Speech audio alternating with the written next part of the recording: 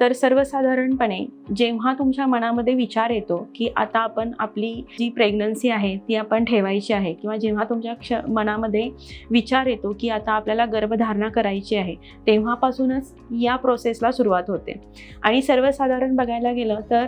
जेव्हा तुम्ही प्लॅन करता की आता आपल्याला प्रेग्नन्सी ठेवायची आहे आणि त्याच्या आधी 3 ते 6 महिने तुम्ही त्याच्यामध्ये तुमची लाईफस्टाईल चेंज करणे,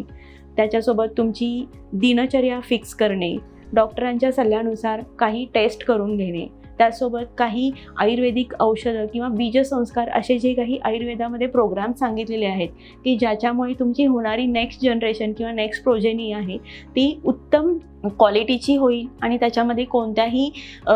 दोषांशिवाय किंवा कोणत्याही विकारांशिवाय एखादं उत्तम सर्वगुणसंपन्न बाळ जन्माला येईल, या दृष्टीने तुम्हाला प्रयत्न करणं गरजेचं असतं. सर्वसाधारणपणे 3 ते 6 महिने आधीच तुम्ही या प्रोसेसला सुरुवात करणं गरजेचं असतं.